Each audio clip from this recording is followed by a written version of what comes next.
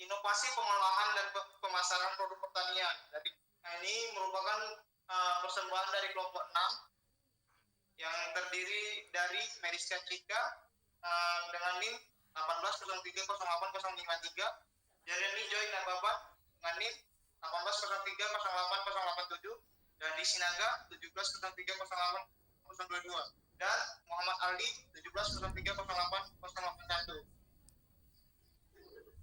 Materi yang pertama akan dibahas mengenai kopi biji salak, di mana materi ini akan dijelaskan oleh saudara Jeremy Joy Nababan. Kepada saudara Jeremy Joy Nababan dipersilakan waktunya untuk menjelaskan mengenai kopi biji salak. Kopi biji salak. Salak merupakan salah satu buah yang relatif disukai oleh banyak kalangan mulai dari muda hingga tua. Biasanya dikonsumsi adalah daging buahnya saja, sedangkan untuk bijinya hanya digunakan untuk benih ataupun hanya dibuang tanpa adanya pengolahan lagi. Padahal biji salak kaya akan manfaat berdasarkan penelitian ARIL 2012.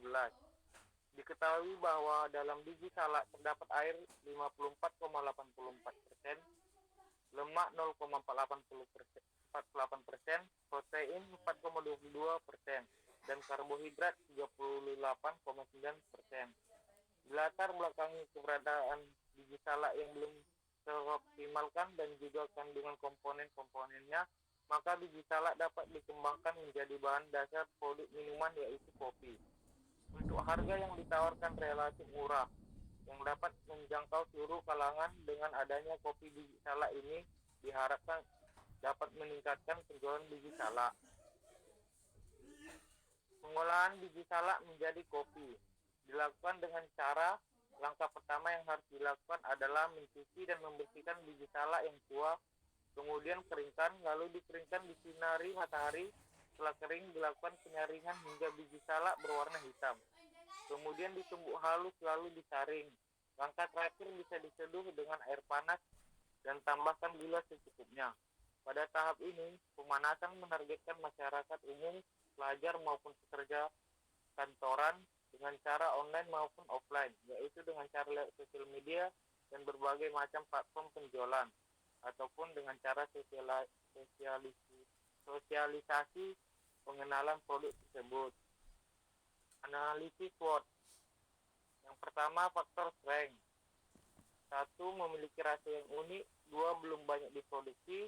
3. Dapat meningkatkan harga jual pada biji salak yang umumnya hanya dibuang tanpa adanya proses penjualan. Dan yang keempat, memiliki banyak manfaat bagi tubuh. Yang kedua, faktor weakness. 1. Produk relatif belum diketahui masyarakat. 2. Pemasaran masih belum mendukung. Yang ketiga, faktor opportunity. Yang pertama, masih relatif sedikit produk sejenis di pasaran. Dan yang kedua, masyarakat yang sangat responsif terhadap produk baru. Faktor trade. Yang pertama, modal usaha minim. Kedua, produk yang kurang dikenal. Kue bola sweet potato. Ubi jalar. Demikianlah hasil dari presentasi kami tentang kopi biji salak. Selanjutnya akan dilanjutkan oleh Bang Dandi. Naik kue bola sweet potato, di mana ubi jalar itu memiliki nama latin Ipomea batatas R, di mana ubi jalar ini merupakan tanaman yang berasal dari daerah tropis Amerika. Ubi jalar dapat tumbuh baik di dataran rendah maupun di pegunungan dengan suhu kurang lebih 27 derajat Celcius dan lama penyinaran mataharinya 11-12 jam per hari. Banyak petani di Indonesia yang menanam ubi jalar, namun para petani tidak begitu diuntungkan dengan harga ubi jalar yang relatif rendah di pasar, sehingga banyak petani yang mengubah jenis tanaman yang diolah pada area pertanian para petani. Namun, zaman semakin berkembang, gaya hidup manusia pada saat ini menginginkan makanan yang sehat dengan cita rasa yang nikmat di lidah penikmat makanan. Oleh sebab itu, dibutuhkan kreativitas setiap orang untuk menghasilkan hidangan makanan yang nikmat di lidah dan sehat untuk di tubuh. Dengan inovasi olahan kue bola sweet potato, ini merupakan suatu terobosan baru untuk pengusaha muda untuk mengembangkan potensi nilai jual dari olahan ubi jalar. Selain dapat menguntungkan pengusaha, kita kita juga dapat meningkatkan kesejahteraan para petani yang menjadikan komoditi ubi jalar sebagai olahan pertanian para petani. Nah, kita ketahui bahwa ubi jalar mengandung sekitar 16-40% bahan kering dan sekitar 70-90% dari bahan kering itu adalah karbohidrat yang terdiri dari pati, gula, selulosa, hemiselulosa, dan pektin yang bermanfaat bagi tubuh. Pengolahan dari kue bola sweet potato ini dilakukan dengan cara tahap pertama yang dilakukan yaitu perebusan bahan ubi. Ubi jalar yang untuk ubi jalar diolah terlebih dahulu, dicuci, kemudian dimasukkan ke dalam panci yang sudah berisi air. Lalu perebusan tergantung banyaknya ubi jalar. Yang direbus untuk 1 kg ubi jalar dibutuhkan waktu kurang lebih 15 menit. Kemudian ada proses pembuatan adonan. Setelah ubi matang setelah direbus, ubi dihaluskan lalu ditambahkan tepung terigu sebanyak 8 sendok makan apabila banyak ubi jalarnya 1 kg. Lalu masukkan gula pasir sekitar 400 gram, masukkan juga 50 pasir sekitar 40 gram, masukkan juga 50 gram susu bubuk dan juga 2 sendok makan kental manis. Aduk sampai merata. Kemudian proses pembentukan adonan kue. Setelah adonan diaduk secara merata, segera bentuk adonan secara pipi. Lalu masukkan isiannya. Untuk isian itu bisa berupa coklat, keju, meses, dan lain sebagainya. Setelah adonan sudah diberikan isiannya, adonan dibulatkan. Kemudian ada proses selanjutnya yaitu penggoreng adonan. Goreng adonan bola sweet potato pada kuali dengan api sedang hingga berubah warna menjadi keemasan. Setelah itu angkat dan sajikan. Kue bola sweet potato itu merupakan salah satu olahan yang relatif sedikit di pasaran. Dengan itu, keinginan tawar masyarakat akan olahan baru cukup memudahkan target pemasaran. Di mana target pemasaran untuk olahan ubi jalar itu yaitu masyarakat umum, pelajar maupun pekerja kantoran. Untuk pemasarannya ini ada 2 cara, yaitu online maupun offline. Untuk online itu menggunakan sosial media dan berbagai macam platform penjualan lainnya. Untuk cara offline itu dengan menawarkan ke masyarakat secara langsung dan sebagainya. Untuk harga yang diberikan pada satu porsi produk ini yaitu relatif murah, di mana untuk satu porsinya itu hanya Rp10.000 ataupun. Kemudian analisis SWOT.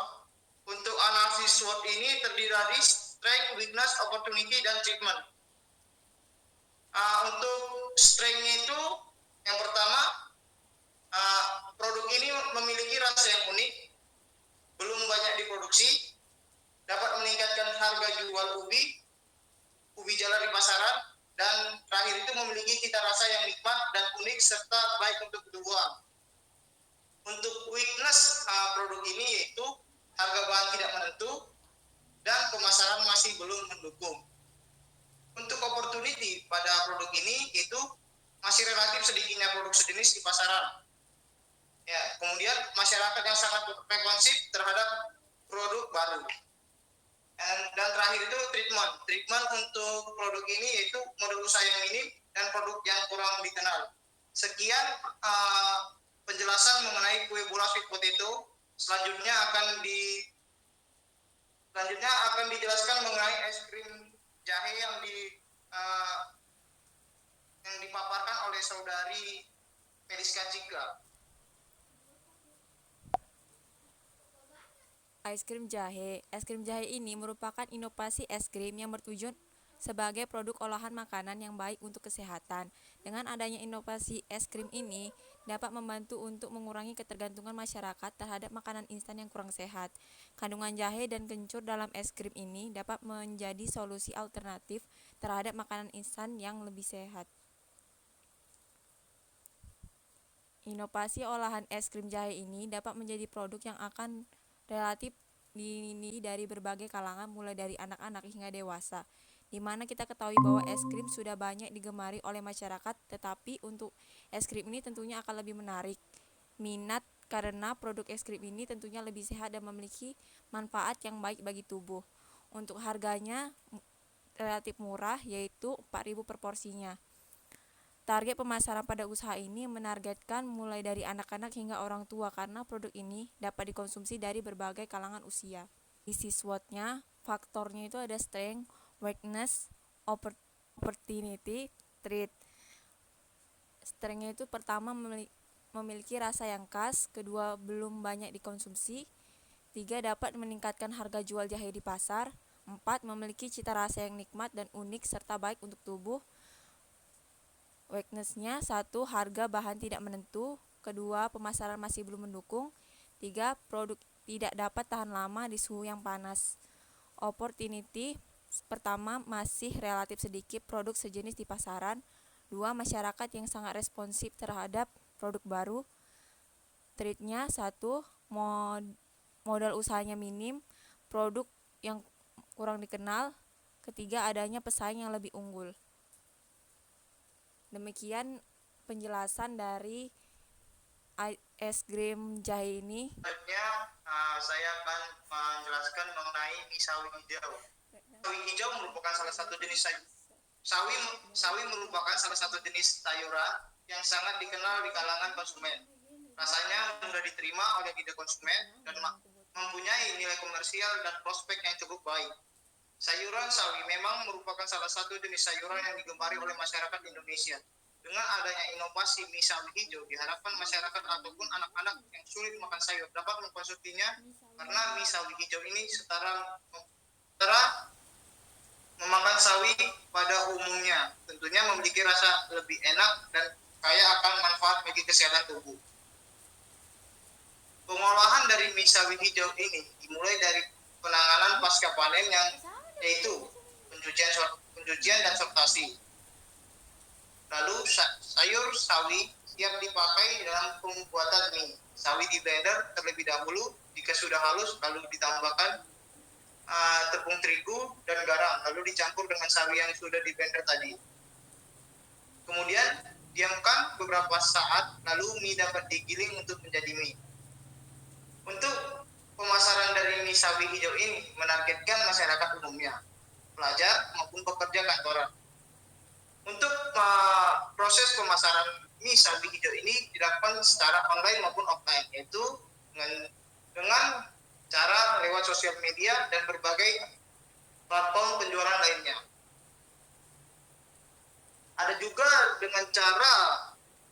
juga cara penjualan ini dengan cara sosialisasi pengalaman produk tersebut kepada masyarakat secara langsung.